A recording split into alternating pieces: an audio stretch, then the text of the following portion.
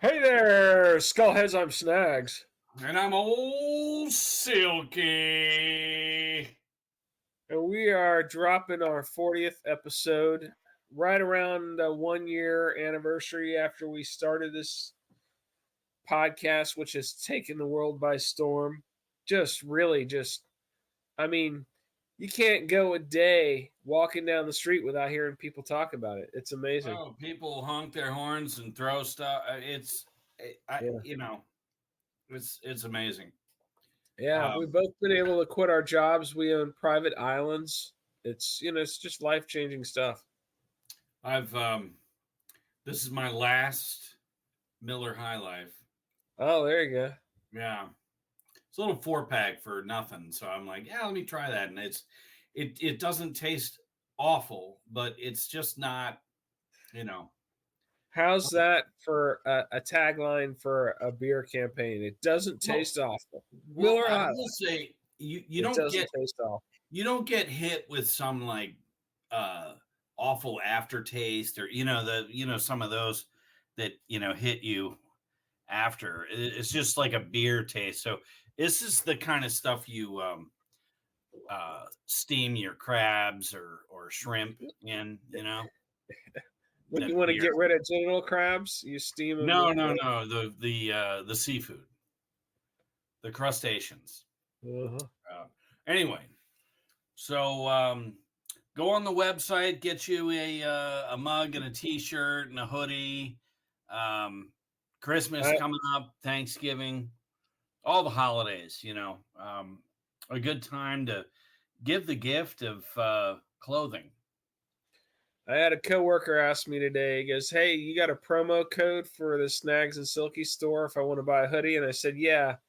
It's called I am willing to pay twice the amount, no spaces, and it'll double the price for you." So yeah. That was your chance to make a sale, and you. I can't help but just drop the sarcasm instead. It was worth it. All right. So this episode we're going to look back on our first year and review all the episodes, hip you cats to some wacky behind the scenes stories and all that jibber jabber. But first, Silky has a weird dream to tell you Oh cats yeah. about. So the other night, I would say that Snags and I both are plagued with uh, odd rock or just musician related dreams. I constantly have a recurring dream where I'm backstage about to go on stage with Iron Maiden or Metallica, and I'm always their bass player. And in the Maiden dreams, Steve Harris is like, dude, you're going to be great. It's great. Talking me up. And I'm like, guys, I don't know how to play bass. I don't even know the set list. And they're like, So no, just no, it's great. for you cats out there, this is not the dream he told me about before. No, This is something but I'm completely different. prefacing that we both continuously have music related dreams. But This is true, yeah. so just recently, I have this dream where this R&B um, superstar named Q Rice, QU-RICE, and it was pronounced in the dream. It was pronounced Quarice, like qua and then rice. Kind of like And Christ. Christ, yeah. Yeah. Everybody was just, oh my God, this guy. And I don't, somehow we were either managing this dude or had some, uh, situation where we were in charge or something. But it was just We were managing Christ. Christ, yeah. QUR. Well, rice, The yeah. R&B star? Yeah. Damn. Um, Something to do with that, but we're backstage at like a massive place and it's just packed and it's kind of a big deal. But I wake up going, what the hell? And Rice was like all the kids were all about this guy. They were all about it. Yeah. Yeah, but it was like R&B. You said he was like Prince. Like when Prince, you were just dream, you know, and the dude's strutting around like, yeah, man, I'm Rice, and you know, Yeah, you don't mess with Rice. Rice, yeah, you know. That I think we need to find some cat and manage him, and we're gonna name him Rice and make him a superstar. Rice, yeah. And that way, we can get even richer than we have off this podcast. The better idea is that the name is so unpronounceable that they never quite tell the fans how to pronounce it. They kind of leave it up to you. It's like when Prince was the artist formerly known as Prince, and he was just that symbol for a while. Joe Walsh has a solo album called "You Bought It, You Name It," and I kind of like the idea there. So Rice was the latest in many just bizarre dreams, but Snags has a dream. And I've had a ton of these music dreams too, but my top music dream, and I am telling you this while multitasking, emailing myself to make a Joe Walsh solo playlist, because I just realized I don't have one. But yeah, dude, you got to start. You got to start with James Gang's first three, and there's a great James Gang live album in '71, and then jump to the Joe Walsh solo albums, and don't skip the fucking Eagles, because we hate the fucking Eagles. Skip Hotel California in the long run. Yeah. You don't need it. Just the Joe Walsh. I think I have a James Gang playlist, but now I will have a Joe Walsh solo playlist too. Yeah. I remember seeing him interviewed on Letterman, and he had an album out called "Got Any Gum." Yeah, yeah. The reason it was called "Got Any Gum" because he was walking down the street, and there's this homeless person, and he's already fishing for the change in his pocket to give the guy some money, and the guy just holds his hand out and says, "Hey man, got any gum?" He just cracked up and named his album that. It's fantastic. But no, my and with Joe Walsh, get all of it and then limit. I can't speak for the last three. I made a playlist, but I've yet to start that. Oh yeah, there's always a cutoff. Usually sometime in the 80s. Yeah, there's probably a cutoff, but he does have a ordinary average guy is on I believe one from '91, and that's a great song. So you might be able to go all the way up. Never know. I don't know. So I was surprised with that cat. He was. Yeah, I said screw it, put them all on there, and as I get to them, I may delete half of it. I don't. Yeah. So my probably most famous bizarre music dream was this is back before Kiss put on the makeup again.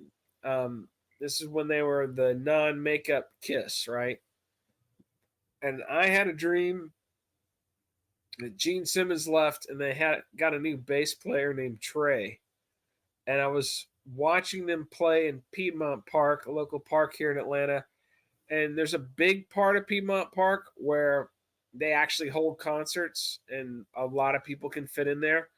Kiss was not playing at that. They were playing over where, there was hippies throwing frisbees and kicking hacky sacks around them while they were playing.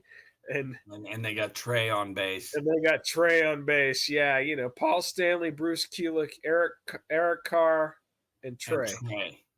Yeah. Now, is that Trey with a E or a Y at the end? Oh, it was QUTR. RICE. Just fucking Trey. Yeah. Trey on bass, their new bass player. All right. Which leads us to the final Kiss show, which is coming up. So we're recording this November 13th. and Kiss's final show will be on Saturday, December 2nd at Madison Square Garden. Now, who knows when their real final show was, like the last time they played their instruments live. But it's so a dead horse now. Yeah, this will be the last time they get up there and mime to the recorded backing tracks and play the same shit. Yeah, I remember about 5 years ago watching a Kiss concert on cable, and we both gave up on that band after the reunion tour ended. After the reunion fell apart, we both kind of gave up on that band, but I was like, I'll give it a chance and watch this concert. They start with the song Psycho Circus. It sounds so fucking studio perfect. I'm like, this is not live.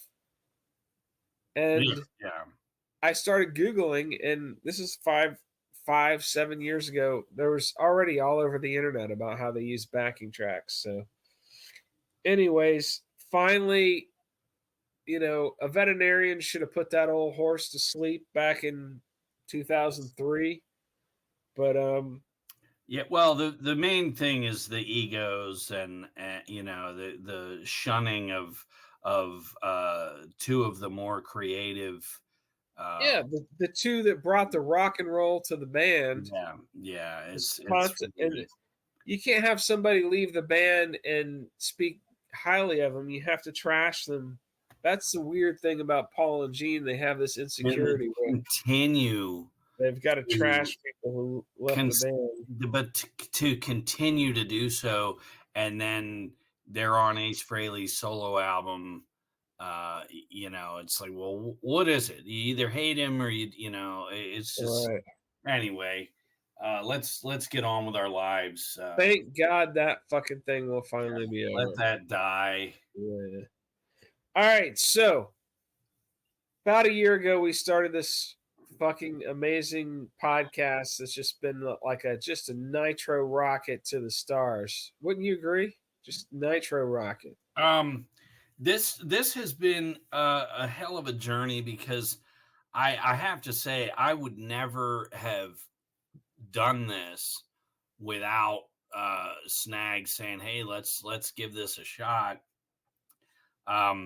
The obligation each week when just trying to relax from your day off or coming home from work and like having something that you have to do versus just whenever you get around to it, you have to have a little discipline. And then it's great at this stage to look back and go, wow, we've done 40 episodes, counting today. Yeah, so, that's crazy. It is. It's interesting. I like that we've done so many different types of topics, and we've managed quite successfully to not go political or religious. I say we've been about 95%. Every now and then we'll let slip with some, but for the most part, yeah, we stay out of that shit. We want everybody to enjoy the podcast. We're not going to alienate people, right? But those topics are just so redundant. Let's talk about the color of the sky. What is there to say? It's really like listening to a sports talk show where the one team's got to win, and if they just throw the ball and catch the ball and run the ball, they that's what it's just it's beyond me. But it comes down to what you're into. I'm sure us talking about who played bass on what is just as tiring to somebody who's not really into that. So ask our wives. Yeah, actually, don't ask our wives. Don't ask them anything. So the first episode we did about a year ago was Ronnie James Dio's 6-pack attack, and that just stemmed out of a text convo we were having about how amazing it was that he recorded 6 classic albums in a row with 3 different bands. And probably my main memory from recording that episode was just being nervous because it was Oh, like man.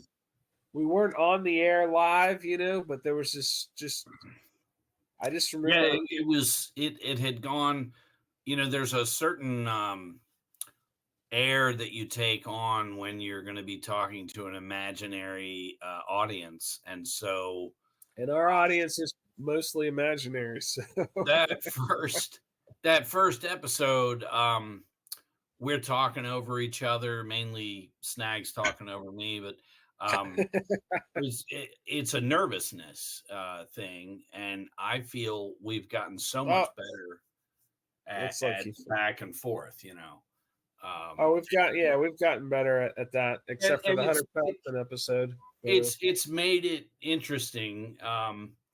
We've learned how to some of these episodes we've had some more difficult interviewees that might just give a one word answer, and then we have to kind of scramble to juggle that and keep the show interesting and keep it moving. But yeah, that first Dio episode came about, the whole podcast came about from our constant conversations on different music topics or whatever. We just continue on to movies or books or whatever. yeah, just to continue to ramble on about things, and we thought, Jesus, why, we ought to record this for posterity. Yeah, man, take the world by storm.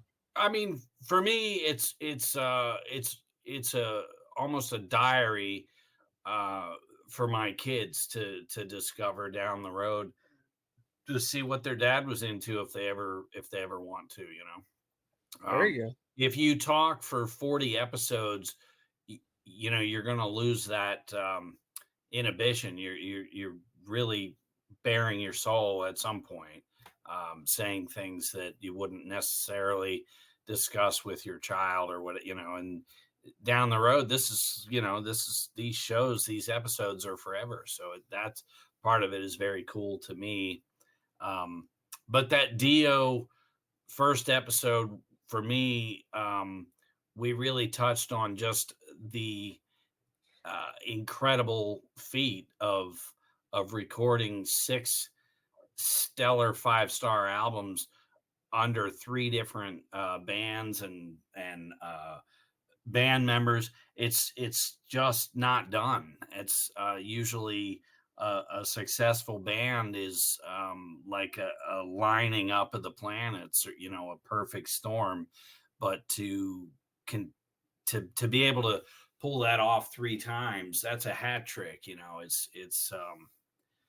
It really speaks volumes of his talent. And It's a double hat trick.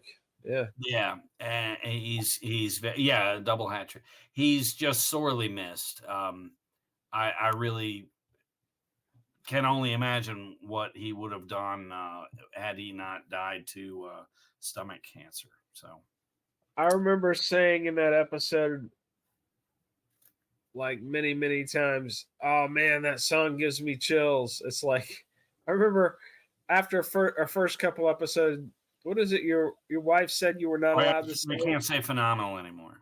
Yeah, you kept saying that was phenomenal. I kept saying it gives me chills. And now Dio, his songs do give you chills, but we got Well, a little bit more creative with our descriptive vocabulary. with Dio as well. At the age of 12, the lyrics and just the music, mainly the lyrics, just seemed to rip the top of my head off. I just was always just blown away by some of the lyrics in that. But so let's keep going. We got quite a few shows to discuss. Yep. So episode 2, get some pace in your face. Yeah, we had Les Pace and Michelle Pace, 2 really good friends of mine that are self published authors, and so we had them on discussing the trials and tribulations of self-publishing, of promoting yourself, and in a way it almost foreshadows like this podcast. We keep doing it out of a labor of love, and I want to do it as long as we have one person listening. We've got about 38 followers, and to me, I find that I'm not disappointed by that number. There's some people that I don't know that enjoy the show, and I love that. That's the gift right there. That's why I will keep doing this.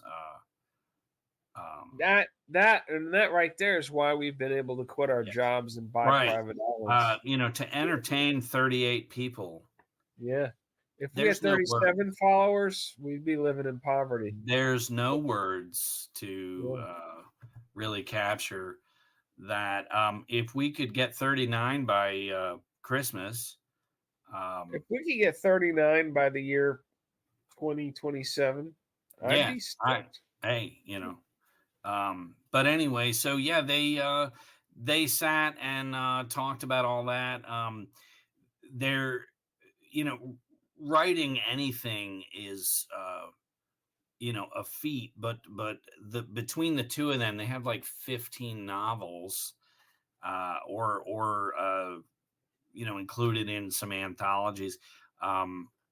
Quite a feat, and it's something I think a lot of people always want to write a book, and so it was very cool to have them on and hear the good, the bad, the ugly, of it. I do feel at the end of the day, it's almost you're almost disappointed that things, the way the industry is, you're just not gonna really convince me not to be an author. Although, yeah, I mean, we it do would have a still book on be Kindle, but yeah, no, it would still be. I would still love to write a novel, but yeah, you hear what they went what through, and for? It's a lot easier to just do a like, podcast. You just hit record and ramble for a little while. yeah, exactly. I mean, in a way, we have written a novel, 40 chapters. Yeah. Maybe we'll get all these episodes transcribed and charge you fuckers $100 for a deluxe coffee table version of it. And with a rubber snake, and dude, Yeah, I'd buy it. fucking bumper sticker and a T-shirt. Yeah. All right, so the next episode was Cosmic Psychos, one of our favorite bands of all time. Australia's answer to Motorhead. I reviewed them recently, a recent episode of our podcast, because they came through Atlanta for the first time in forever. Yeah, they're kind of like Motorhead meets AC/DC. Yeah, if you like Motorhead, you need to check out that episode, because that band is basically Australia's version, and they rock and they're hilarious. Check out their videos on YouTube. Great stuff. Fucking Fuckwit City, Mountain of Piss, a lot of David great Lee stuff. Roth, yeah. And then we did our second interview of all time, who was Kurt Guiwan. That was an interesting one. A really great guy, a hell of a musician. He has some new stuff that he's posted on his Facebook page, but the links are in the episode. So if you check that out, you can kind of follow some of these people. There's links from all of these episodes on snagsandsilky.com.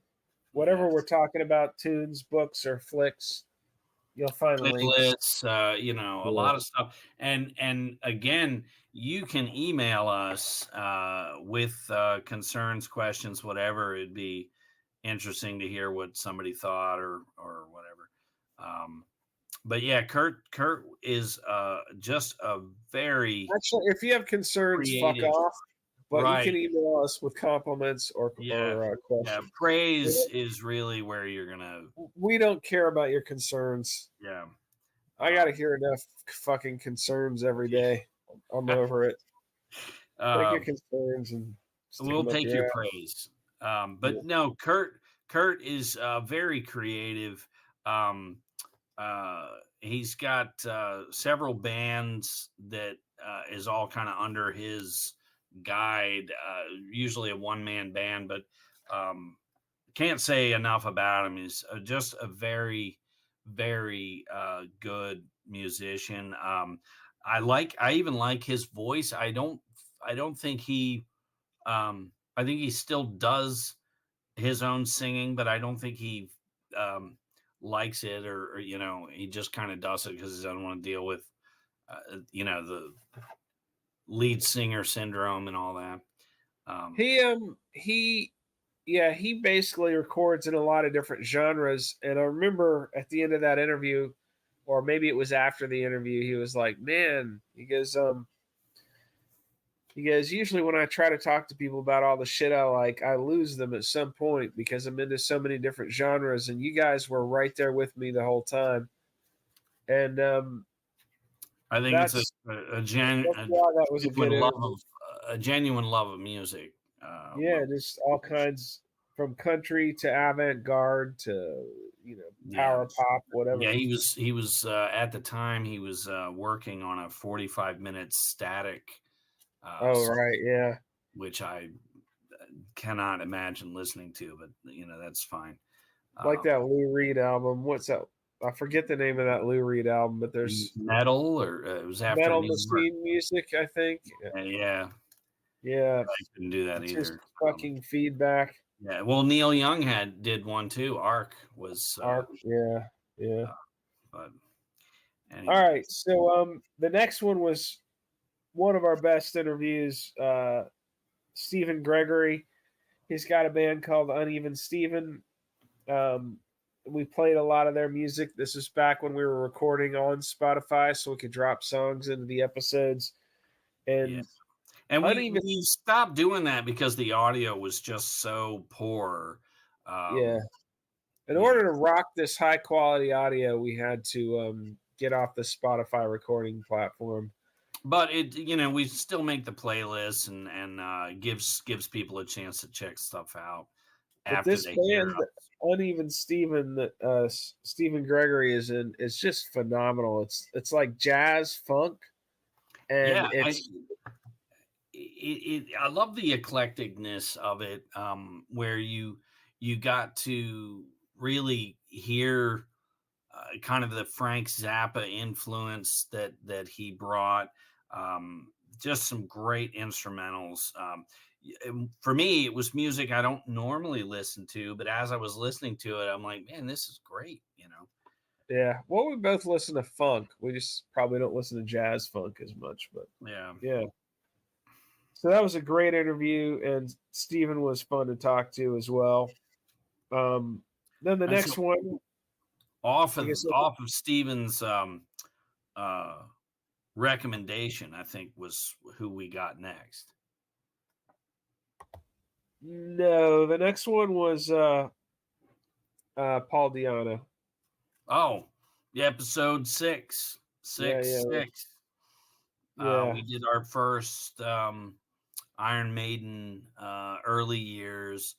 Um, for me, one of the first bands. Well, for me, um, I discovered Elvis and Chuck Berry, and then all the uh, Sun Records catalog through just 45s that I was that was made available to me at an early age. So I kind of went in order. So from that stuff to a lot of the soul and funk and R&B that was out in the 70s, because I did live in the row houses in Baltimore.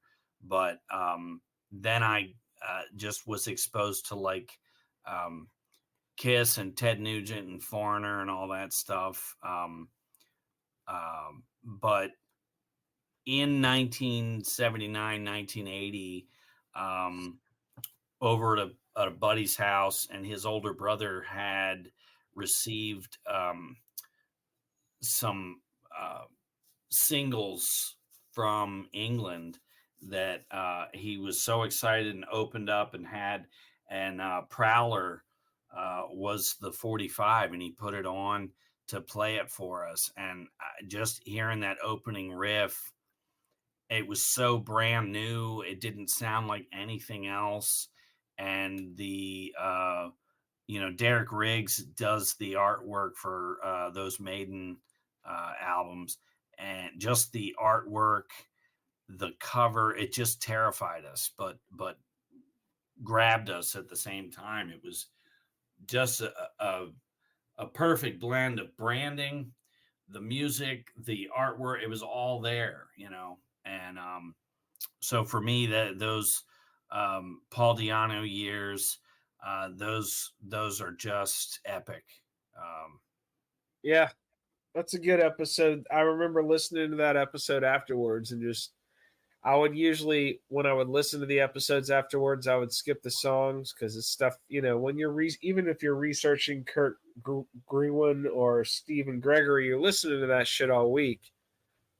So afterwards, you listen to the episode. I would always skip the songs, but not with that Paul Di'Anno Maiden episode. Those songs are just so fucking good, man. Yeah. It's really the pinnacle. That's the pinnacle of Maiden's existence. And oh yeah, those first two, because I got into them then, I think those will always be close to the heart. Obviously, Number of the Beast. Yeah, it's a killer album. Whole other. Yeah. But yeah, those first two, Maiden and Killers. Oh, and all their they were a singles band. All the B-side, the collectible, the collector in me was awakened then. Cross-eyed Mary. They did a lot of cool like B-side shit. Yeah. All right, so next episode was the notorious Peter Boyle episode that we recorded 3 times. Oh This my is God. us still fucking around with that Spotify phone app trying to record. Basically, we kept running into glitches, and what we would do is I would borrow my wife's iPhone. I would call Silky, put him on speakerphone. On my phone, I would turn on the Spotify app that you're supposed to be able to record podcasts with. Ideally, you're supposed to be able to send a link like we do now. We use StreamYard, and we're both in the studio together, but that never worked. So you'd hear me talking, and Ol Silky would be sounding like he's on the phone, which he was, sounding like a caller. Sounded like it was in a tin can. Yeah, a caller on a radio show or something. Yeah. And I kept forgetting to press record or something. There was something with this Spotify phone app that we struggled with constantly. So we'd have our notes. We'd be rolling, man. We'd be dropping knowledge and saying something funny and something bouncing on, just serving it back and forth. And then, hey, stop. We got to do it again. We're not recording. Yeah, one time I think we got all the way through the fucking podcast. It was our 3rd try, and if you listen to that Peter Boyle episode at the beginning, we're laughing our asses off. I think we got almost done the first time and had to do it again. And then the second time was not too far in, and about 20 minutes in. Yeah. By the 3rd time, I'm like, dude, this. So as entertaining, and it is still an entertaining episode, but my delivery on things are things that worked the first and second time, and now the 3rd time there's just no, you're just like, okay. There's a certain looseness to it though that would not have been there if we had. Yeah, it's a give or take, because that spontaneity and the comedy is got to be in that first episode, the first version, and then by the 3rd time we're still using the jokes because we felt that worked. Let's do that again. But we're also just cracking up at the ridiculousness of the situation. Yeah, it was. I knew if that 3rd one didn't happen, I was out. Yeah. By that point, I remember asking you if you wanted to. I was like, "Do you want to just do this another night?" and you're like, no, let's just get it. Let's just do it. So. Yeah, you want to get it, get through it too. It's interesting that we chose Peter Boyle. I do think we need this next. We're going to start season 2 with episode 41. This coming year, I do want to maybe do some more spotlights on some maybe more well-known actors. But I do like the eccentricity of just doing Peter Boyle or Crispin Glover. Crispin Glover, yeah. We got more of that shit coming down the pike for sure. All right, so then the next one was the interview with Jason Lafarge, your friend who's a producer up in New York. He had a lot of interesting stories. Yeah, and he is just a well of information. I have such a long history. I go back to like 1990 with him, a fellow Tower Records employee.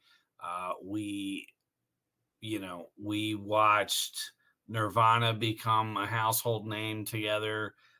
We saw a lot of shows together, from the Ramones to Motorhead to the Butthole Surfers. Saw the Melvins, Ween, just so many bands.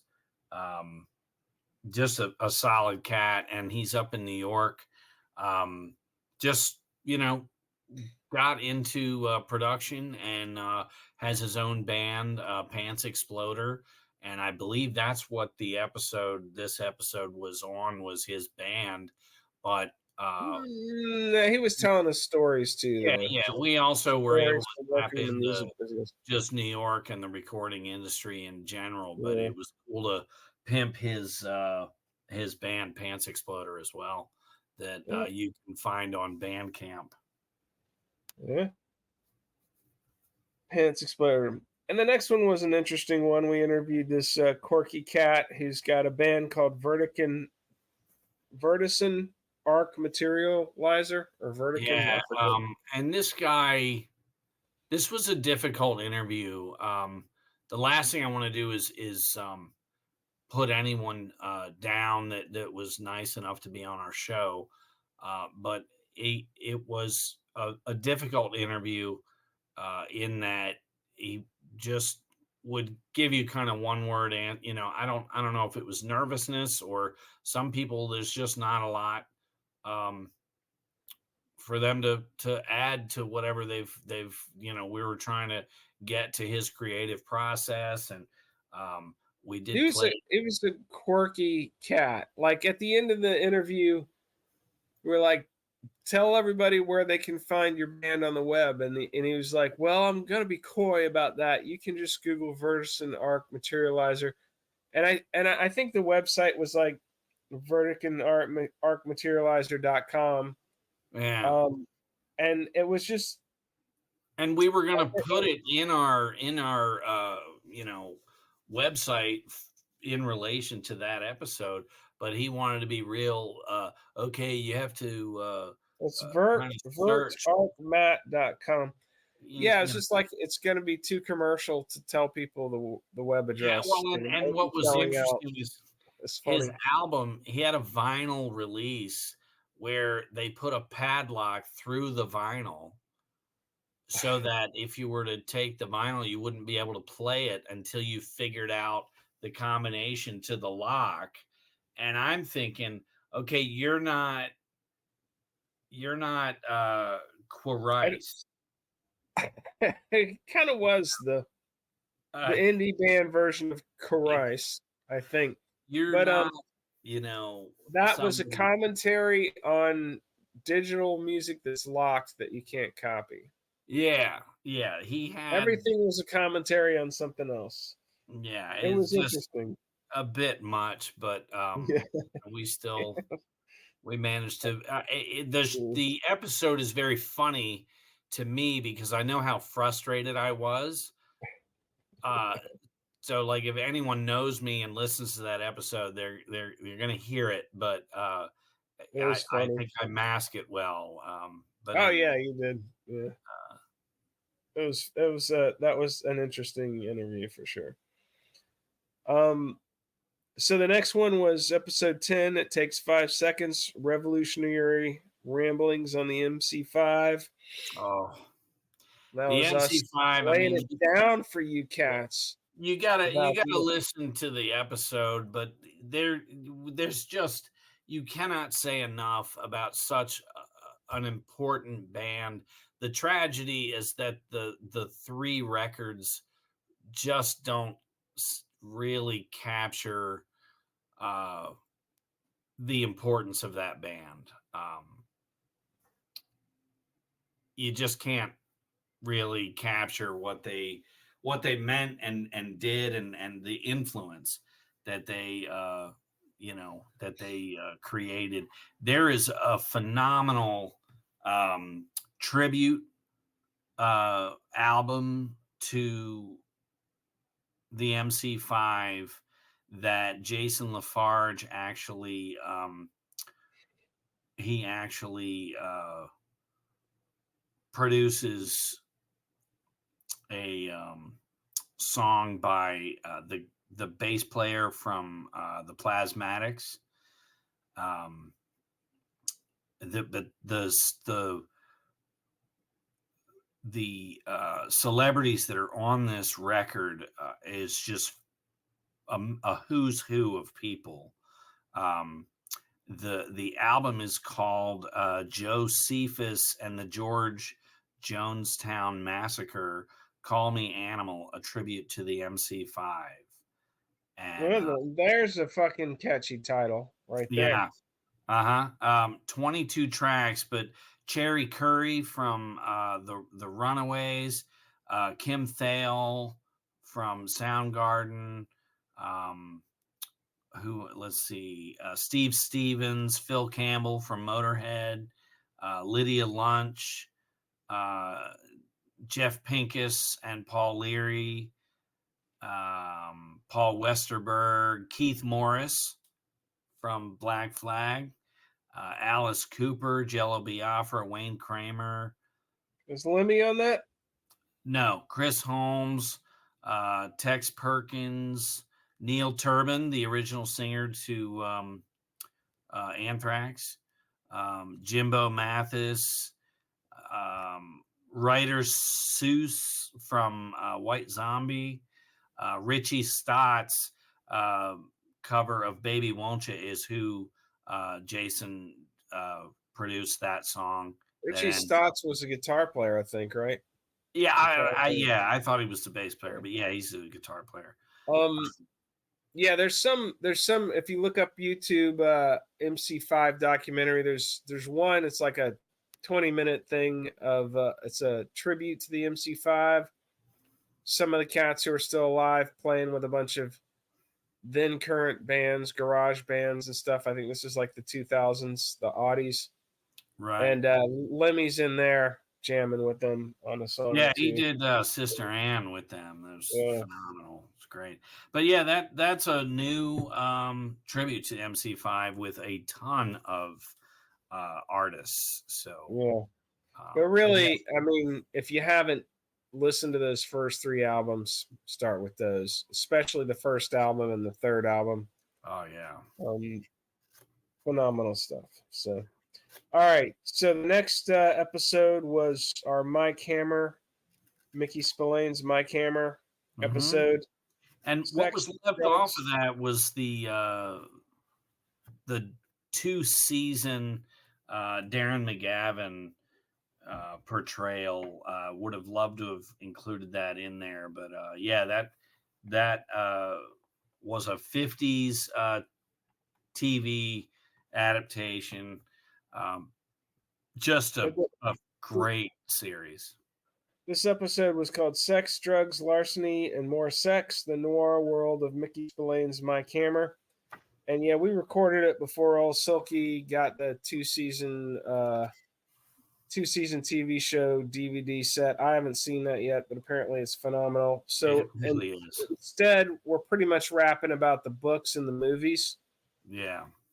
And this is actually one episode I listened to again as a fan just because I like my camera stuff Mhm. so much. I just recorded the episode as I was finishing up one of the books, and I Right. finished up the book, and I was like, I'm gonna and I'd already listened to the episode. I usually kind of listen to the episodes afterwards as a quality check, and I'm gonna listen to it again because we were saying some interesting shit about my camera. I kind of listened to it as a fan, but Yeah, I did a lot of I think I had like 3 or 4 pages of notes for that one. yeah, But yeah, I the Stacy Keach had a two separate series, um, in the 80s, and then he came back, or maybe the early 90s, and then he came back and no, the first one was in the '80s. reprised. Yeah, he reprised the role, and apparently much fanfare. Those are both touted as really good Mike Hammer vehicles. Yeah. So, anyways, my camera. It's basically my camera is basically Philip Marlowe on steroids. It's somewhere between Sam Spade, Philip Marlowe Noir, and Dirty Harry. If Yeah, you and the find the books, middle ground between Dirty Harry and classic noir, you yeah, basically hit my the camera. stories were just raw, very um, meat and potatoes kind of writing.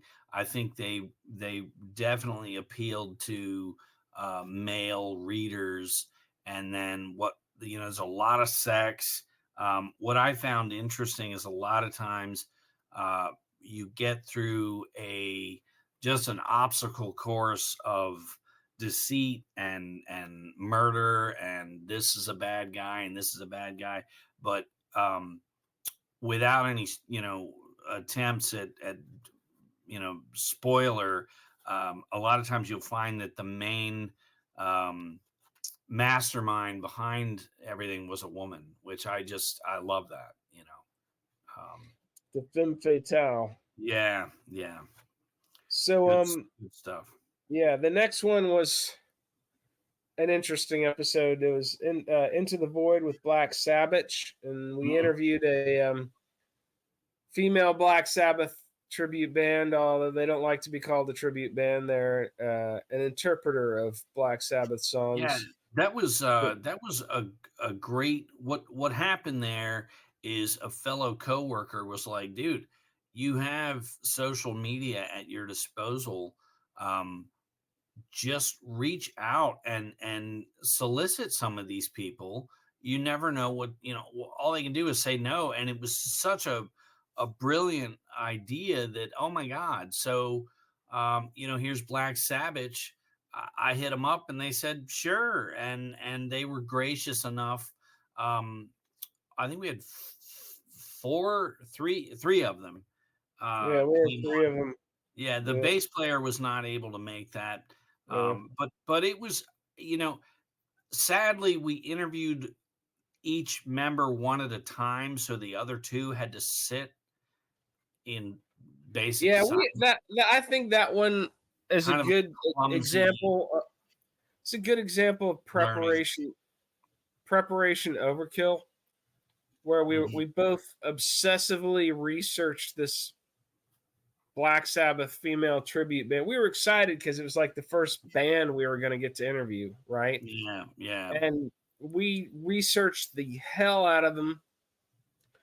The limitations of the recording setup we were doing came into play yeah. because basically I have fucking Silky on my wife's cell phone on speaker, and then he calls the drummer, and then the drummer calls somebody I almost else's. think they were sitting together. It's hard to say, but Yeah, but it was a conference call. yeah, Maybe they were all together, and but there was static. The call signal started dropping out at one point. I was sick yeah, as a dog. I'm a little oh, under the yeah, weather right now, but during that yeah. during that They episode, I was sick as a fucking dog. And what the other thing is, I really, and a couple people have come on, and I felt like they were almost rooting us on. They know damn well we're a fledgling Don't outfit. know, don't know what the hell we're doing. Yeah. Yeah. It's certainly better. But it was they were gracious enough to do it, and I really can't thank them enough for giving us a shot like that. Yeah, they were, but it's one of my least favorite episodes. I just feel like I fucking um I don't know. I wasn't at my 100% at all, and the system that we had set up was just Yeah, not up to that'll the run you off. occasion. That'll certainly run you off if you're knowing the delicate balance of everything at the time. Yeah. That And could I certainly. was sick as a Oh dog. It yeah. was I I remember the next day just thinking, God damn, Ninja. we've got to get a different system to Yeah, record these I would podcasts. say if you were to put it on now, you'd find it fine. The only regret I had with it is that the other two had to kind of sit there while we interviewed each one at a time, and that. Yeah, But other than that, that was awkward. Yeah. yeah, that part I will agree with. The rest of it, I think if you were to put it on, you wouldn't. I think enough time has passed. You'd just listen to it. But anyway, so Anyway, so what's the the next one? next one was Hybrid Moments, Misfits Marathon, and one of the themes that has cropped up every now and then in our podcast recording is me doing some kind of performance of some kind, like the Peter Boyle episode. I did his monologue from Taxi Driver. It's Oh yeah, always bad, right? I'm not no, a but it was professional actor. I'm not a great musician, and so it's always a comedic moment. So I did the monologue from Taxi Driver, uh, and on this one I busted out a few chords of a Misfits song, and what'd you then do? we just 20 eyes. yeah. All right, I did so 20 eyes and we are 138. It oh, was a that's right, montage. a Yeah, medley. a medley. Yeah, yeah. Whatever, one of Nice. those. And Yeah, the Misfits are another just epic band. My favorite punk band, without the songwriting was so without a damn doubt. good. Oh, So damn good. yeah. So then we just celebrated the Misfits. We played a ton of their songs. I had just finished a couple months before reading a book about the Misfits, which I hipped Silky to, and he had Yeah, just I read finished that. reading it, and so we were well versed in our Misfits history and Yeah. lore. I If you may have want to, been halfway through the book when we finally did I don't know if I was done right, with it, but you're probably reading it, but great stuff. if you want to deep dive into the Misfits, a few of these episodes that we've done: Motorhead, Metallica, Misfits, Kiss. You get a real deep dive into these bands because they're in our blood. So we just Yeah. kind of open up their world for you cats. Mm. But that's a great one. Anything else to say about Hybrid No, Moments, a Misfits no, marathon, go listen to definitely go listen to the Misfits.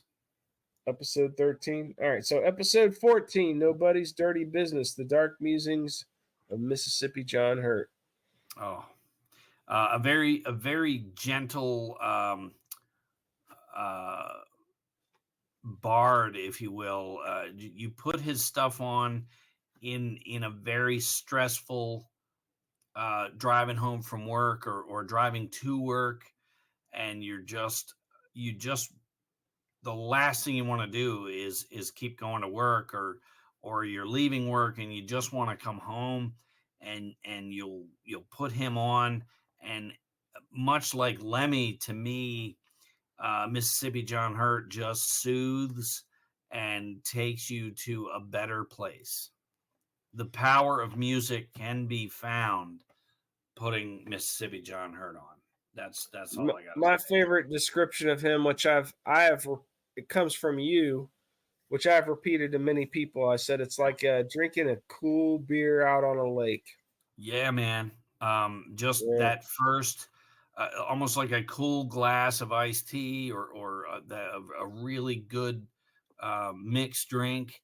that first few sips, it just brings all that stress right the fuck down. And his lyrics, ironically, are pretty fucking dark if you dig into them.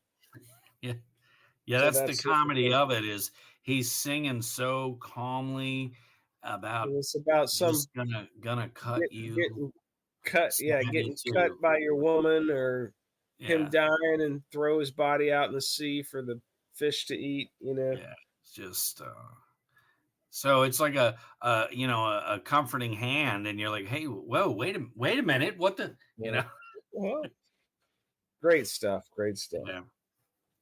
All right, so next episode was Kiss, Get Up and Get Your Grandma Out of Here.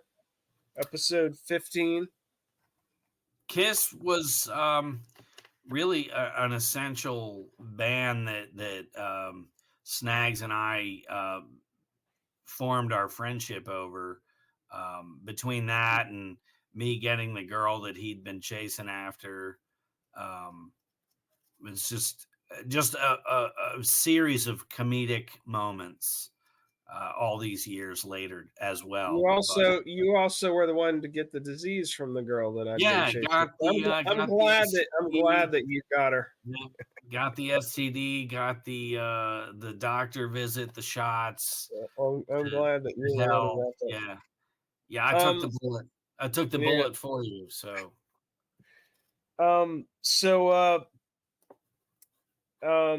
yeah, I remember in high school. There was a time when it was socially dangerous to like Kiss. oh yeah, Like it still is, but for some reason he keeps bringing them up. I try to. It's not socially dangerous anymore. They've been accepted into the mainstream.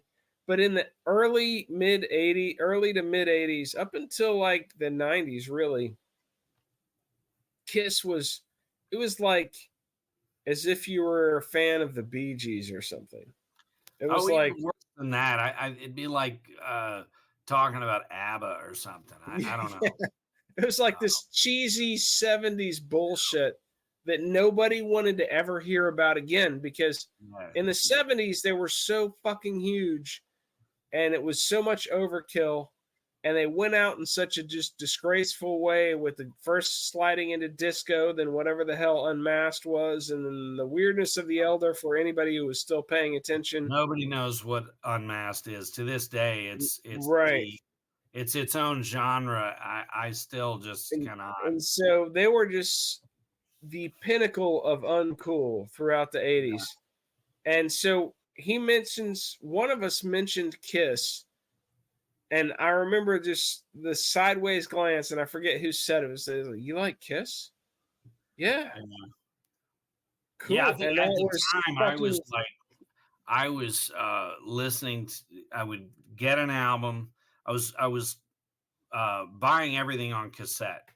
And I wanted to build this massive music collection, which I have to this day still add to. But at the time, you're 14, 15, and you're starting to buy your own music collection. And I was on a Kiss trip I wanted to get all the albums I'd grown up with, and so each week I would I get my allowance, and I would go down to Turtles and buy a couple cassettes, and I was like slowly going in order getting the Kiss albums, and I was probably somewhere up around Rock and Roll Over Love Gun, and had that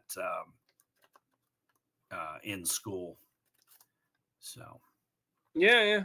And so that was like, there's one other person at this school of 800 people who likes Kiss. We're definitely going to have to talk. Yeah. But that was funny. But anyways, the depth of our Kiss love for that band, which ended after Alive 2 and was never seen again. I don't know what happened to them after that. Right. But that's basically what we cover as classic era Kiss.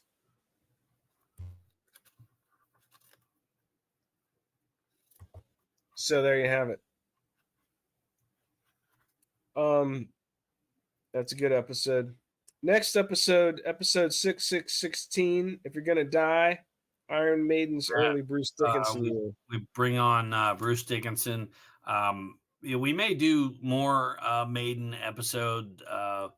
I You know, personally don't see why we would, but I know you like all that later shit, so there's I'll humor you if you want to do it. there's some great albums. They didn't, you know, Sure. they I would say Seventh Son and Somewhere in Time kind of got a little keyboardy, but even now you listen, you're like, well, that's not too bad.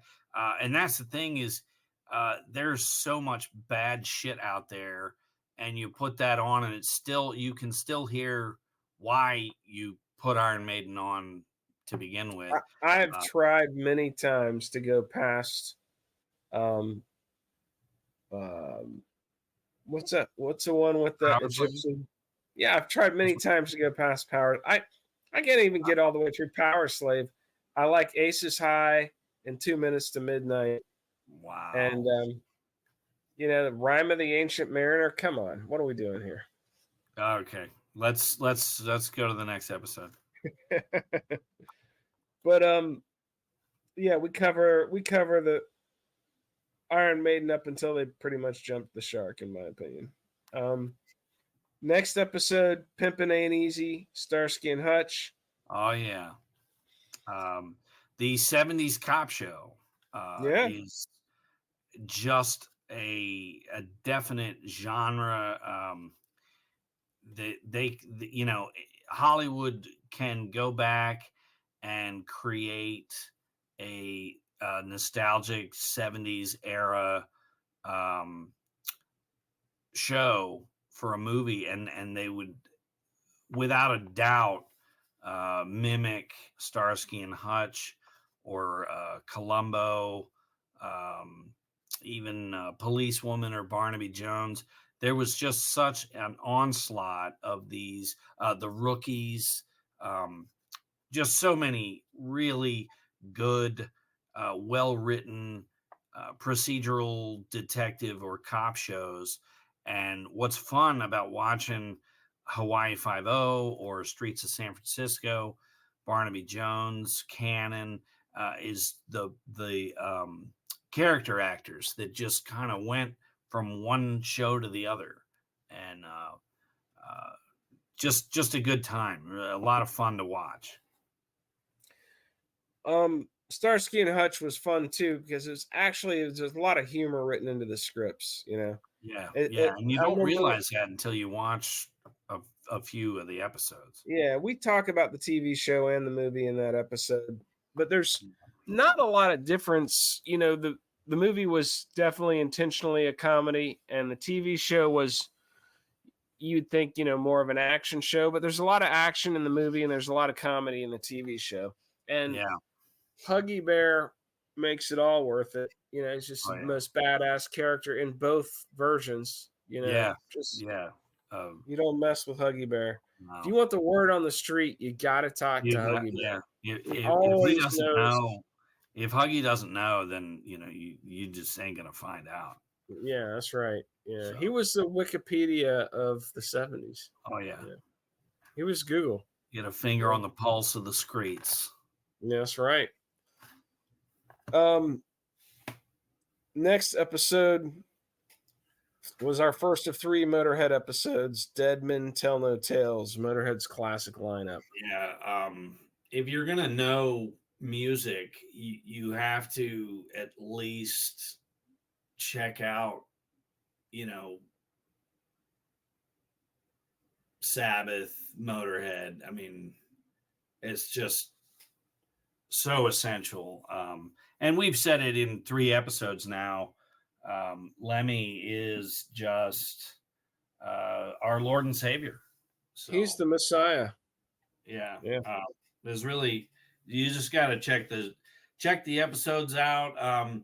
Recently on the Motorhead front, they've finally released the 40th anniversary of Another Perfect Day, coupled with a newly found live concert of them at Hull in England.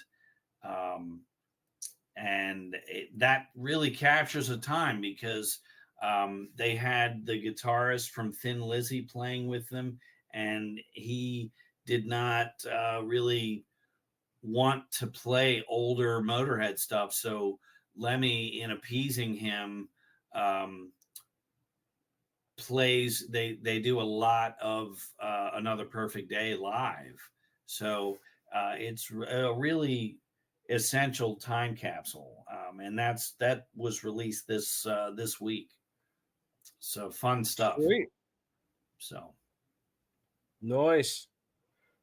All right. So next episode, episode 19, Got No Time to Mess Around, Van Halen's first 6 albums. oh, what's funny? I just without thinking about it, I'm wearing their diver down with the lion shirt right now. The tour. Nice. I'm rocking the Stones today. Yeah. Yeah. So Van Halen, another just essential band. If you don't know, you need to check that episode out. Yeah. First 6 albums are just phenomenal. And if you do know, you need to check that episode out. By now, we're really starting to think about switching platforms from Spotify phone app. I think we had we were working our way up towards an interview with the cat from Blue Oyster Cult, and we knew we were going to have to switch platforms. So we busted out quite a few episodes as like practice runs. Yeah, testing out the new platform.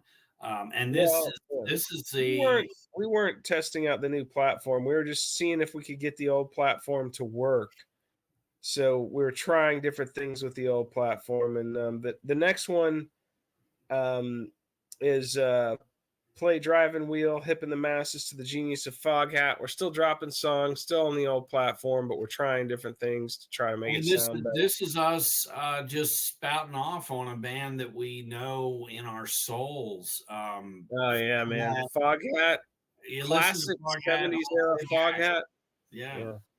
An easy one to do, but again, we discussed some really good albums, some really solid rock and roll, and that's probably one of the most underestimated bands out there as far. Yeah, I think most people go, Slow Ride, okay, and damn, man. And they make this look on their face like somebody farted, Yeah, it's just hilarious to me, whatever. But they're fucking phenomenal. Rod the Bottle Price on a slide guitar. Come on. Yeah, Lonesome Dave laying down the blues. They ripped. Yep. Next episode was Dodging a Bullet, an interview with Patrick Kinnison. This is another cat you reached out to on social media. Got an album, plays with Lita Ford. Great guy, super nice guy. And again, this was taking advantage of social media and just saying, hey, I've got a podcast. Would you be willing to come on? And, when they're busy, it's not going to happen tomorrow, but he eventually made time for us and was gracious enough to do that show. And again, this was towards the end of us doing the telephone thing. Yeah. And I wish we had this set up, but it is what it is. Yeah. And so the next episode after Patrick Kinnison, one of our highest rated episodes is Motorhead's Killed by Death, Motorhead's rotating lineup years. That one must have got posted on a Motorhead forum somewhere. Yeah, I have pimped a lot of our episodes onto Facebook group. Dropping that specific episode with a related group, and there was surprisingly people jumped on. what I want is people to listen to the show and kind of catch our humor and keep listening. But that'll happen. And if not, it's just fun recording these things. So let's see here. So then the next one is actually our last one with that shitty phone system. And we had a lot of audio issues with this, and that's what finally convinced us to start paying for a platform. We were recording on that other platform because it was free and because we could drop songs. What matters most is how you walk through the fire. The Charles Bukowski episode. And we had Jason Lafarge back. We had him back, and we did a great episode. We were dropping these Bukowski readings that are on Spotify in there. We were doing our own readings. And yeah, that was it was a brilliant idea to have to actually we rave about the guy, we talk about his novels, his movies, but we took the time to actually read some of our favorite poems or just his prose, and I think that really came off well. Now Lafarge does as a side gig, he edits audio books, and so I think he gave some really good readings. He gave the best readings for sure. Yeah. He really brought it, and it really stood out, and I think that was a very special episode. I like that one. Yeah, the sound quality was fucked up though afterwards. Like I was really loud and that was just all out of balance. We ended up we released it. I was listening to it the next day driving to work and having to turn it down every time I talked, and which I think that was fun, but we actually had Lafarge remaster that. Yeah, we gave him the audio file and he did some compression and some volume normalization on it. But that was when we finally pulled the switch because we had this Blue Oyster Cult cat coming up, and so we busted out. The next two episodes were basically test runs on this new platform. First, we did I'd Prefer Not To, The Twisted World of Crispin, Glover. What episode is that? That is episode 24. I got you. Okay. We're barely halfway through, dude. So we did 23 that were subpar, but good episodes. Oh yeah. It's just the sound quality was fucky. Yeah. And even once we got on this platform, it took a while to figure out how to record it, how to do our own compression and volume normalization and shit. But the Crispin Glover episode is a fun one. We both grew up watching that weirdo in a lot of quirky films. Yeah, he's interesting. His dad is in an episode of Chips. His dad was in Chinatown too. Bruce Glover. I recently, Freevee has a bunch of older TV shows, and I just caught that the 6 seasons of Chips are on there, and I there's a Kiss related episode in season 6 of Chips. But really? I sent the thing to you, but you don't read half of what I send you. Because you're not important. Ralph Mouth from Happy Days is a Gene Simmons type rocker. Oh, and he's evil? Yeah. Oh, and his face is all bloody, but it's Ralph Mouth from Happy Days. Oh, nice. I want to say that guy just says King Diamond to me. Oh, absolutely. I want to say without looking that it's like episode 4 of season 6, but if you look up Ralph Mouth, you'll find it. Oh, that's funny. Anyway, I caught Crispin Glover's dad as a character in season 1 of Chips. There you go. But we go through his whole career and we highlight all the flicks you got to watch. You go to snagsandsilky.com. You get your essential Crispin Glover list there too as well. We linked all that shit.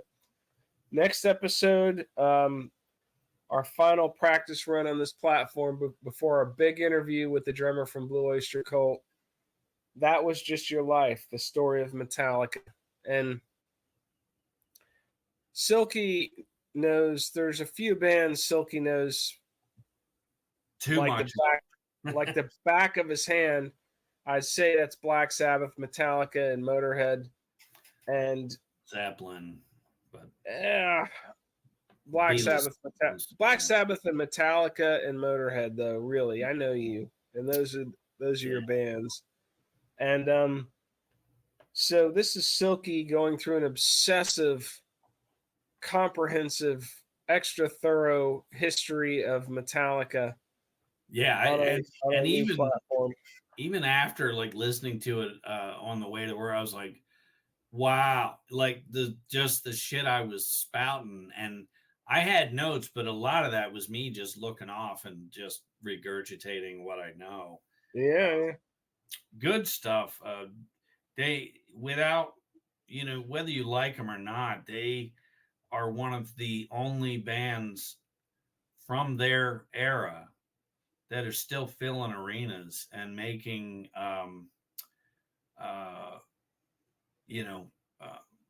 they're still relevant. They're still making relevant music. Oh yeah. No, they're everything since Death Magnetic has been just top shelf. Yeah.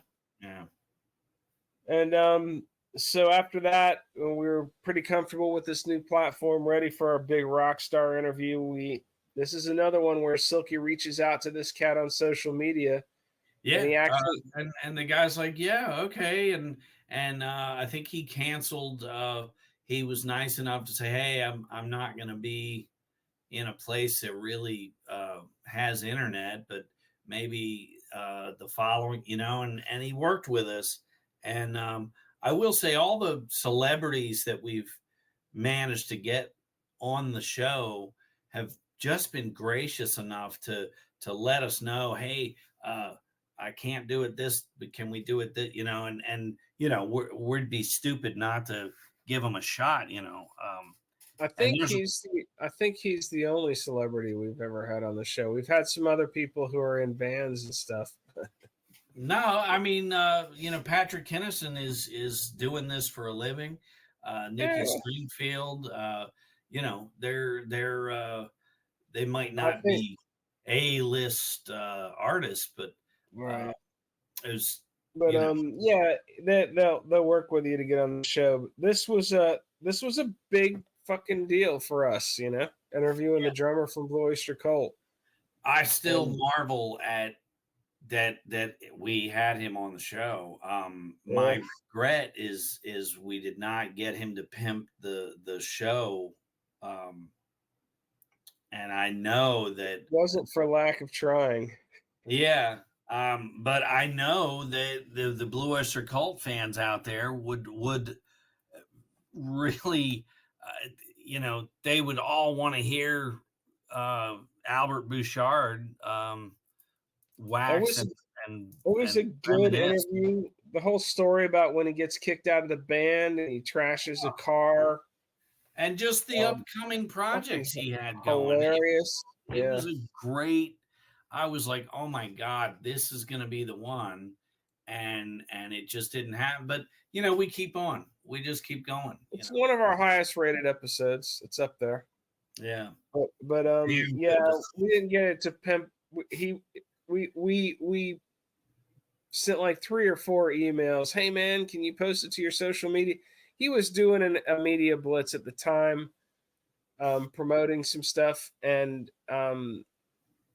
so he had been doing tons of interviews. So if he had posted every interview on social media, it probably would have been a pain in the ass. Well, the 50th anniversary of the first album, they did a concert and had him back in the band to play, and that is actually about to come out. And it's a really good live recording with Albert Bouchard playing all that old classic Blue Oyster Cult stuff. Yeah. So that's about to come out. So we had him cracking up too. We were just once he told us that story about him trashing the car, we just started riffing on that. yeah, And I mean, he was he very personable, dying very laughing. just a Yeah, very friendly guy. A great episode, great he was a interview. cool cat. So the next one was Thunder Horse Unleashed, a casual convo with Stephen Bishop, and this is a cat who he's got this stoner rock band, Thunder Horse Stoner Doom band. This is another And, guy that I reached out to, and he was like, uh, "Yeah, I'll be on your show." And they're touring all over Texas and playing these music festivals. I still keep kind of in touch with him. I guess at some point we might hit him up to, maybe come back on if they get another album going or something. Be fun. yeah. Great guy though, very nice. Next one after that was All Hail the King of Monsters, an interview with Godzilla expert and author Bill Tsutsui. I discovered that cat. I was kind of on a Godzilla kick and looking for a good Godzilla book to read, and my research on Amazon led me to uh, his book, and I was like, I started basically pestering Silky to find him on Facebook, and Yeah, and this so it's just again my comment about getting these celebrities on. We, from the Blue Oyster Cult, we just managed to start getting some of these people that have these. They have their own website. They have a following, so kind of chasing the following, but also chasing the man. Um, for their creative whatever they had done. We went after some of these people, and it was very cool to have them on the show. Godzilla, what a that's an epic. Anyway, I feel like we had Godzilla on the show. yeah, it was Just interesting because a lot of our podcasts, we're dropping the F bomb left and right. We're making sick jokes. It's just our style. This guy was like interviewing Mr. Rogers. yeah, It a was, super nice guy. yeah, yeah, yeah. um, But he laid it down on the Godzilla front. He was the expert, and that was it. If you're and into uh, that kaiju stuff, Japanese monsters, you want to check that episode out. look for Monarch. Next week is the next Yeah, Godzilla installment to the Skull Island and Godzilla versus King Kong, and the TV series on Apple TV. yeah, Yeah, yeah. previews look interesting. It'd be something to watch. It might be great. I don't know. We'll see. I've really I'll see what dug. it's I've about. dug the stuff that production company has been doing. That their version of that whole universe has been pretty cool. But Yeah.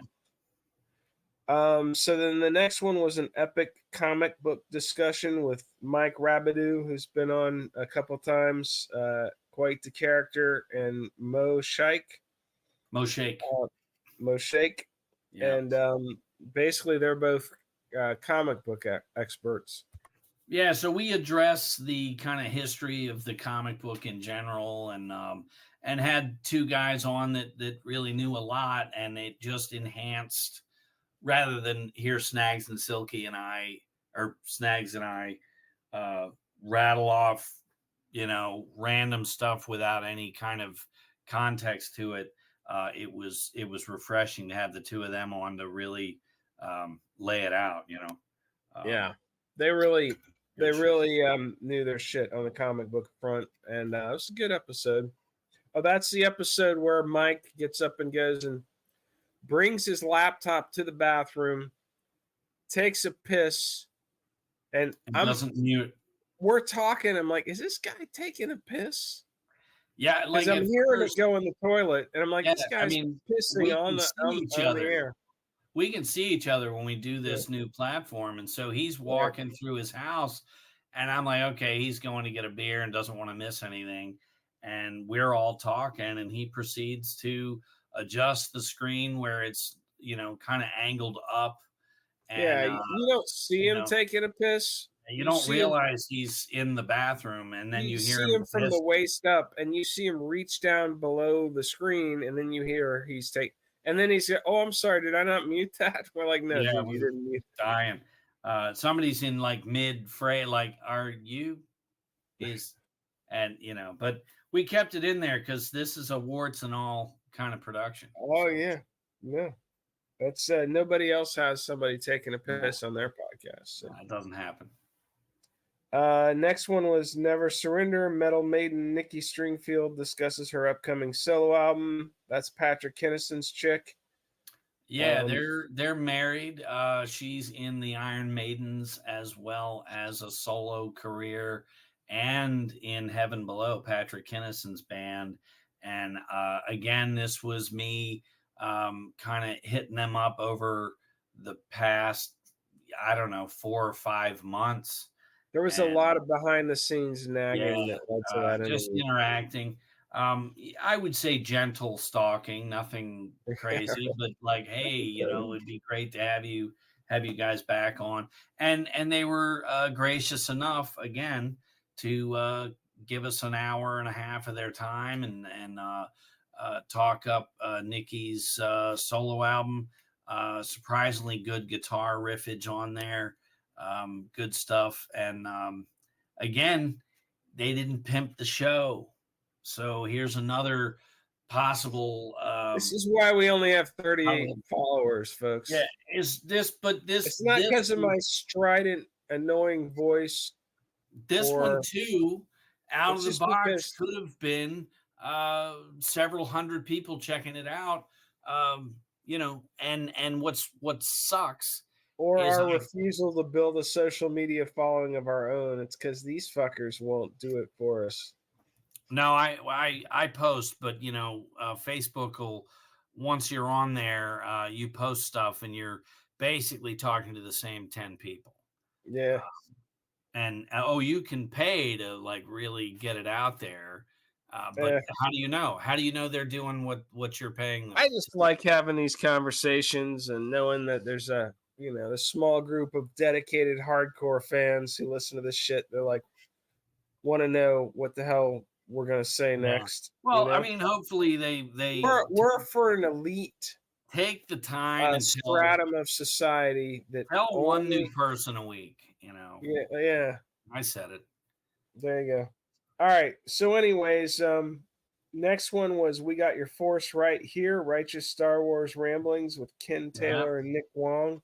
Again, Star Wars this is episode. me reaching out to people I work with, getting them hip to the podcast thing, generating followers. I believe there's a few that I work with now that said, I like that comic book episode, and then we kind of it was a no-brainer to do a Star Wars episode, and Star Wars was for us at a very early age a huge part of my early childhood. And then I discovered music and girls, so I left Star Wars behind. It didn't stop us from doing a Star Trek episode a few episodes later. Yeah. Well, if you do one, you have to do the other one. Yeah. Next one, A Steel Toe Boot to the Face and Other Stories from Bernadette Seacrest. This one came about. A lot of people that I knew in high school, Silky also knew, and vice versa. But I ran across an old friend from high school recently who I hadn't talked to in years. We kind of reconnected, and Silky didn't know him, but he started listening to podcasts. He was like, "Dude," he goes, my wife has led a pretty interesting life, and she's got her own music career. You might want to interview her." My wife and I went up there and had dinner with him at one point and met his wife. And sure enough, by the time that evening was over, I was like, we got to interview this chick for the podcast. I was blown away by her, just her music. She's so graceful. Just a really, you could tell a bright light of a person. So she grew up in the 1980s New York and Los Angeles music scenes, and she had stories from the whole shebang, from the Beastie Boys to Kiss, Suicidal Tendencies, Jane's Addiction. It's a really interesting episode. She was right smack dab in the middle of all that stuff while it was happening, yeah. and then went on to have a really interesting musical career of her own. So that's a fun interview, and yeah, she's a sweetheart of a chick too. Um, Next one was Buy the Ticket, Take the Ride, the Hunter S. Thompson episode where we both get pretty drunk and ramble on about Hunter Thompson for an hour or so. Did we have a guest on that one, or is that just you and me? You and me and the booze, brother. Okay. That's definitely the drunkest I've been on this podcast. Oh, Was really? that Hunter Thompson? I don't really get drunk anymore. But I get silly, but I'm sure there's one episode early on where you got pretty drunk, but I was definitely drunkest on this Hunter Thompson episode. No, that early on, I remember just being nervous and kind of stumbling through, and y'all just thought I was hammered, and I just went with it and let you guys think so. But no, you told me you were drinking. I was drinking, but I wasn't like falling over. It was okay. Anyways, I was drunk on this episode. Yeah. Hunter Thompson? Yeah. And it was fun. It was a fun episode. I remember afterwards worrying because I basically did all the research for it, and I had an outline, and Silky was going to add the witty banter. That's kind of what we do. Sometimes one of us will prepare notes, and the other one, quote unquote, adds the witty banter. And so I had a very specific outline all laid out about Hunter Thompson's life. And when he would jump ahead and start talking about something later, I'd interrupt him and be like, we're going to get to that. And I remember worrying after that. I was like, God damn it, I interrupted you too much. And Silky's like, no one cares, dude. Well, you got to learn from it. That's all. Yeah. I mean, And then one of our friends was like, dude, that Hunter Thompson episode was fucking awesome. I was like, made me feel a little better. But I dug that one. Yeah. Next one is our second blues episode, Turn Your Lamp Down Low, a deep dive into the blues with Mudcat. So Danny Mudcat Dudek is this local Atlanta legend. He's been playing the blues in Atlanta for decades. I'd heard of him for years. And we wanted to do a general blues episode, and we reached out to a few people. One funny backstory to this episode is we reached out to this cat who'd written a few books on the blues. Actually got nominated for a Grammy for writing liner notes for some blues albums. So this is a pretty heavy hitter. And he actually replied and said, yeah, I'll do your podcast. We were like, hell yeah. And so we're trying to arrange a time, and he goes, oh, well, we usually record Monday or Tuesday nights around 8. And he's like, oh, I don't work in the evenings. And we're like, okay. And so he was basically only willing to do the podcast while we work. Yeah. One of us and we have staggered work schedules from each other. So one of us was going to have to take a day off of work to interview this guy. And I remember we're texting about it, and Silky's like, fuck that guy. Yeah. There's just only so much. Like, dude, we're granted we don't have a huge following, but we're gracious enough to have you on our show. You should be gracious enough to want to be on the show if you're willing to do so. It's not like he wasn't available in the evenings. Jesus he just Christ. Didn't want to work in the evenings. Yeah, then don't. Okay. Just sit and let us talk to you. You consider this work, but whatever. So but I think we ended up with the right person anyways, because Mudcat's a real down to earth cat, knows his blues inside and out, and that is a great conversation. Yeah, I think once we warmed up to him or he warmed up to us, the conversation does start to get rolling. Early on, it was a little, I think I think we're still I sizing think, each other up, trying to figure yeah, out does he this didn't guy know. know? He Does didn't this guy know. know his shit or not? Well, we knew he knew. I knew he knew his shit because Oh yeah, no, I think he was sizing us up, and I'd I think seen him I live, think and he's telling all kinds of stories about the blues in between songs. But oh, that's cool. um, he was basically, I think, early on, not sure if we really knew our shit about the blues. And by the Yeah, time we're dropping the Roosevelt Sykes and Charlie Patton references, he's really warming up to us. yeah, And you realize, okay, I'm talking to people that know what I'm saying. My favorite thing about that episode is that we got to discuss Fat Matt's Rib Shack.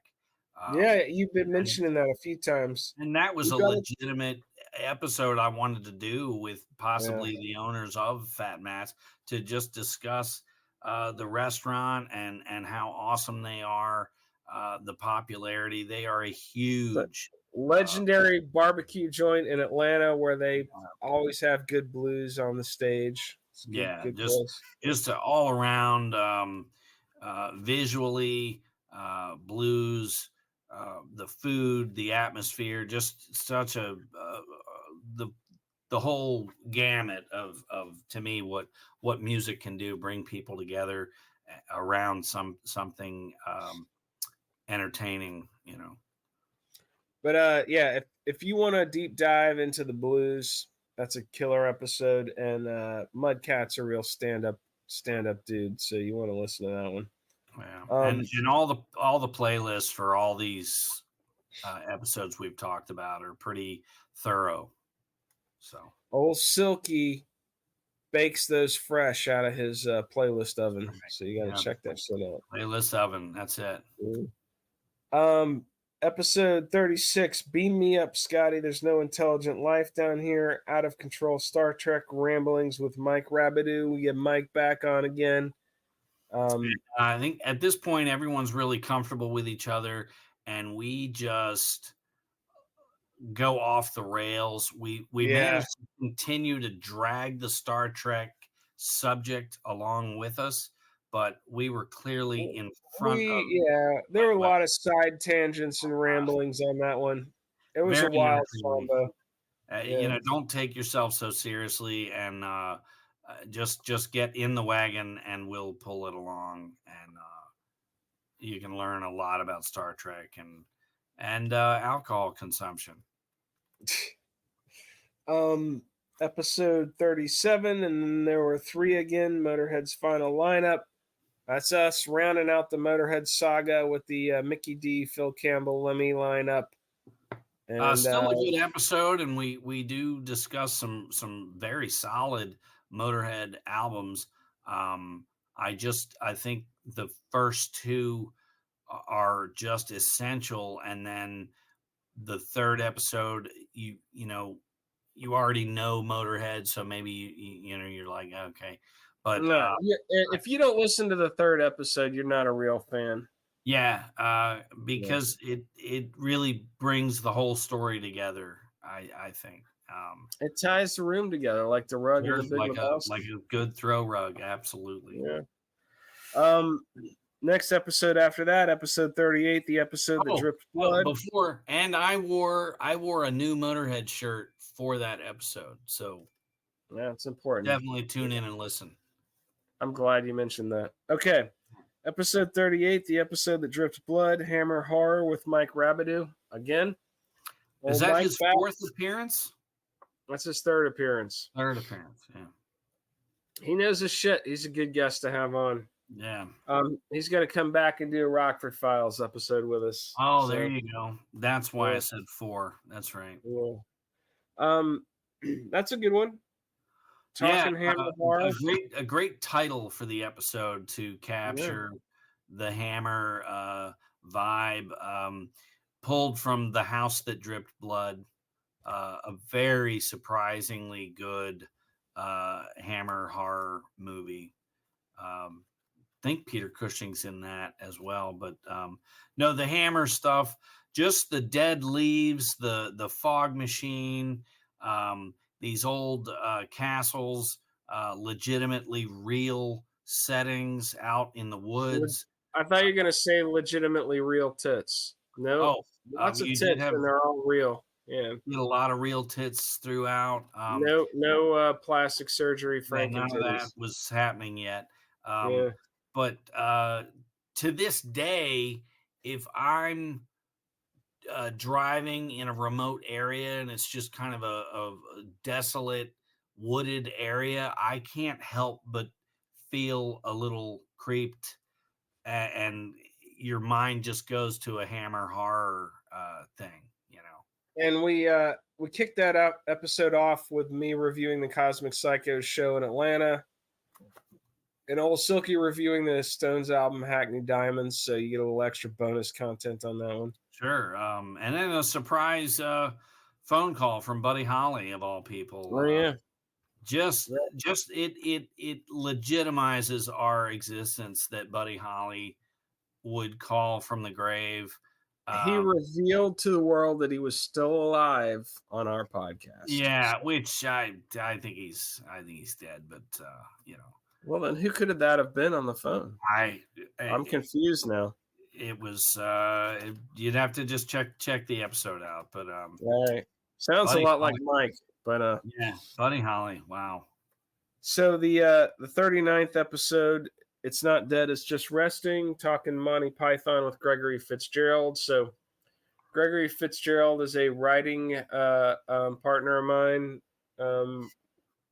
Written a couple one act play, a full length play. We're working on a screenplay. Really funny cat. Knows his Monty Python. We were rapping about Monty Python during one of our writing sessions. I was like, dude, you need to come on the podcast and talk about yeah, and it's a great show. Python. I wish we had there's just so much you can say about Monty Python. And even after listening to the episode, you certain things come up in your head. You're like, oh, I wish we'd said this or this, you know. But it's a good episode. I will say, to summarize all of our episodes so far, we really do put in the effort. I don't think there's one episode that we've done that has not been a genuine, honest discussion about whatever the topic was, you know. It's all groovy shit, for sure. Yeah. Well, I've got to piss like a racehorse. Yeah, let's and we're at 142. Most of these episodes, we've talked about ourselves a little bit. On this one, we talked about ourselves for an hour and 42 minutes. So we'll see how that goes. We're gonna call this episode the Jump the Shark episode.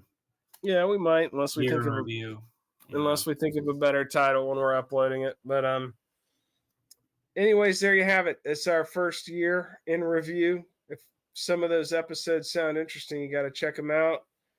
And buy a t-shirt. Yeah, just send us money. Just fucking send us money. I mean, you could do that too. Just email us, and we'll give definitely you a PayPal respond address and let you know where to send money.